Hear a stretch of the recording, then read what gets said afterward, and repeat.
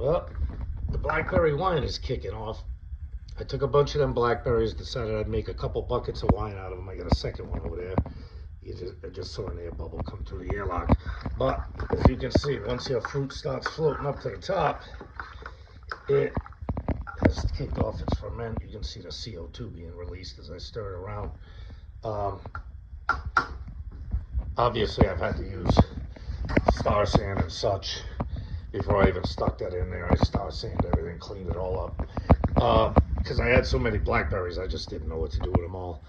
And like I said, one of subscribers, 2 Bar PSI, had made the suggestion, why don't you whip up some blackberry wine? I've got like I think it's a 2.7 gallon barrel or something like that. I'll have to look at it when I'm at home. In fact, I've got a cooper that thing. I might put up a video of me coopering it at some point. I just got to get some tools.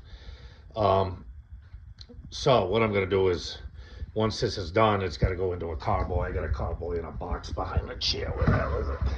In that box, I've got a 6-gallon carboy and the airlock plug for it. And once this is, I'd made it a few days ago, and the ferment did not kick off. So obviously I had to break out the electric blanket and keep them covered. I did that yesterday, and the ferment kicked off. So that was probably what the problem was, is that it was not getting warm enough to ferment.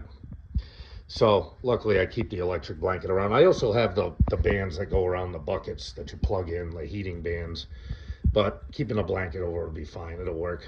So hopefully, after about a week, once the ferment settles down, we'll rack it out, clean it out, rack it out into the carboy. It's got to go into a secondary fermentation, the carboy for a while.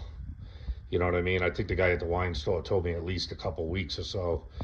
And I'm going to have to keep on re-racking it when it clears out. He told me to rack it probably 3 times. Once you start seeing the sediment at the bottom of the carboy, once everything settles out, rack it out into a bucket, get rid of that sediment, put the stuff back in the carboy, keep doing that until the wine's clear. Then at that point, I'll fill up the barrel that I have. It's a French oak barrel. It's not an American oak, charred oak barrel or anything like that. It's just a plain French oak barrel.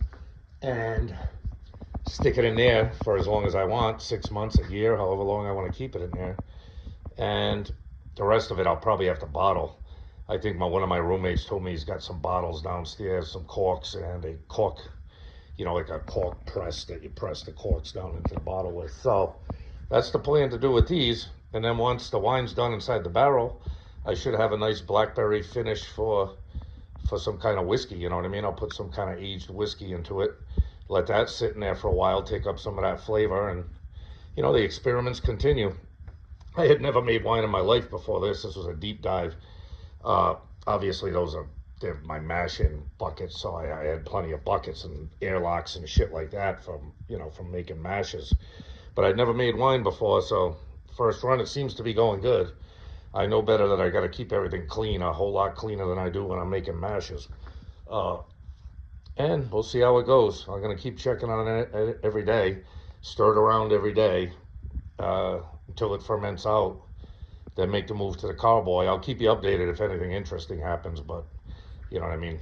It's just standard winemaking. You can see what it looks like. Like I said, once those berries float, those berries weren't floating at the top before the fermentation started. So obviously it's kicked off. Hopefully it'll be tasty. You know what I mean? I used Lalvin KV1116 on this. I normally use 1118 on like fruit mashes and stuff like that. But the guy at the wine store told me, yeah, get this 1116. It's probably better than the 1118. So I'll keep you updated if anything exciting happens with the blackberry wine. All right, everyone, take care. Later.